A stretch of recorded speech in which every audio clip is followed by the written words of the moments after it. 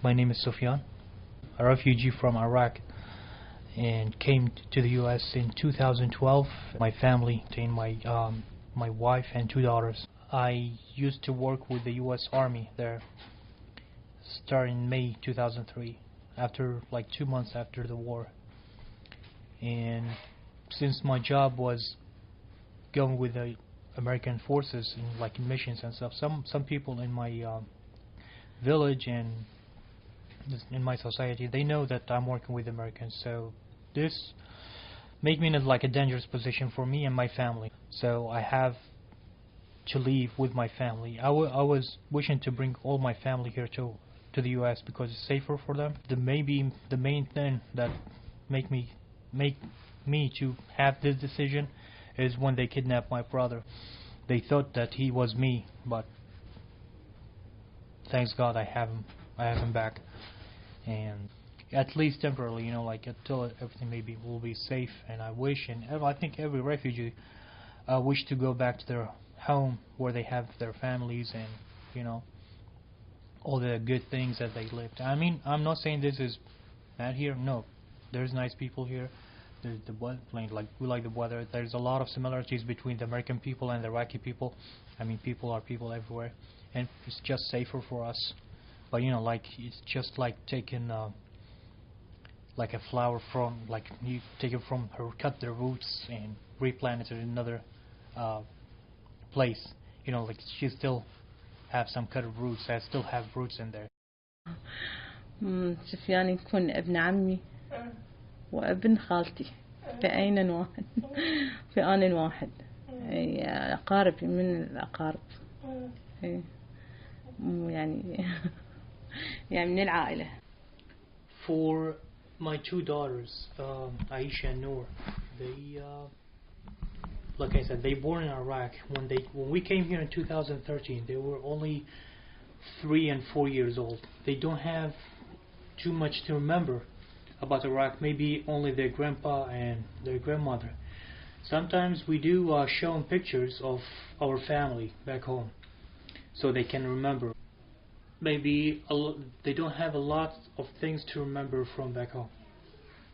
That's why we try to first teach them our language, which we would like them to keep, and also try to tell them who they are, where they came from.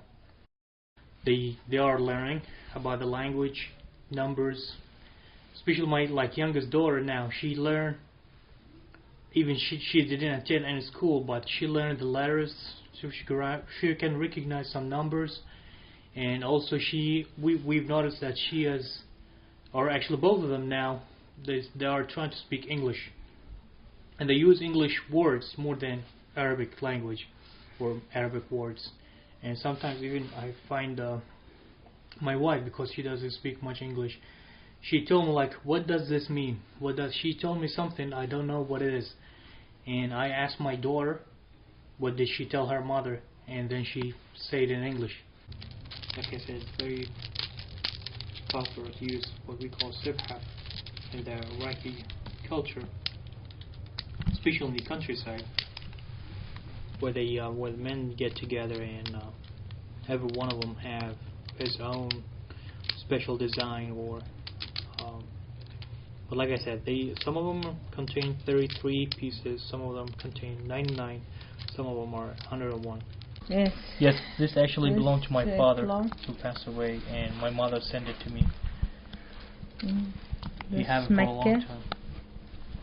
مكة وهنا مسجد النبوي. No. Same 2 things.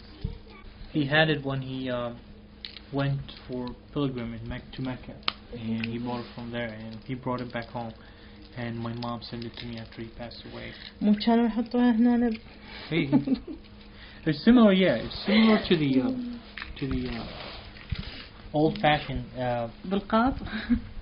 I think it's British when they have it in their pockets or in vests. Maybe teachers here, they don't realize what's maybe to start with. As a simple example, if a cop told him to pull over, even on the speaker, he doesn't know what pull over means. So if he kept driving, that means the cop gonna think that he's a he's a suspect, or we have something dangerous, or he doesn't obey to the law. And it's happened. Like they start crying, and like adults start crying because they couldn't express themselves, and that's really hard.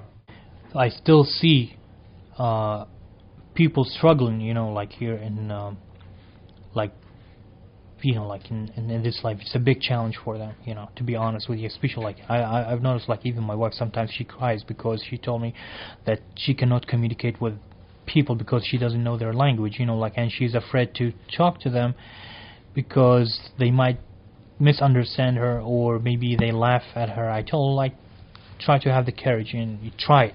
At least try. Give a man a fish, he will eat for a day, or teach a man fishing, he will. But fishing here is still hard.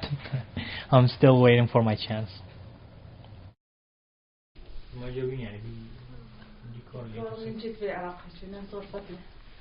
لا عادي هو ديكور هناك في العراق نسوي يعني هذا الليف. Like she said, even in Iraq we do the same thing. We like, like green stuff, or like plants and flowers and stuff. Like even in our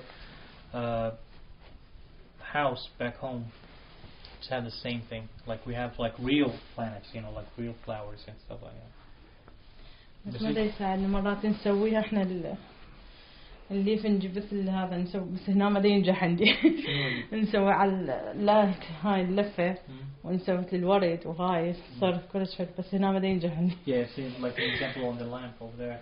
هنا ما ينجح. Sometimes I try to keep it on, but sometimes it's fall, or the kids sometimes they play with it, it's fall. But yeah, she tried hard, like she's very detailed on the decoration. One of our famous pastries back home that she made today. Oh. And also she wants you guys to taste it. And we call it kleche. It's very popular during the what we call the celebrations after Ramadan, the Eid. We've met a lot of nice people here. I mean, I saw there is a lot of people accepting other people from other nationalities, even if they are not Americans, or like they don't work here. But like this is the main thing. I like to see people like show respect to each other, because I respect everybody, and I also try to make friendship like with as much as I can, because like I said, I don't have any relative here, so I have like looking for like people who can understand me, I understand them, like try to make them close to me, or even I be close to them, try to solve each other's problem, or like share views about what they think about us and what we think about them. بالعكس من يشوفونا محجبين وهاي مرات أنا قد المستطاع يقولون ما يعرفون السلام سلام سلام.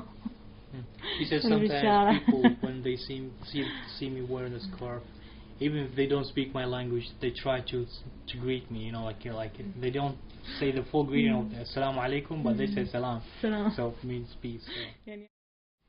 يعني هسه نتحدث عن العراق، يعني الرحلة ماذا يعني بلد يعني جميل، بس لما هاي الأوضاع اللي صارت يعني بيها والخوف اللي عشنا بيه يعني، وهاي بس هو يعني بلد جميل، وإن شاء الله يعود السلام بلدنا ونرجع إن شاء الله.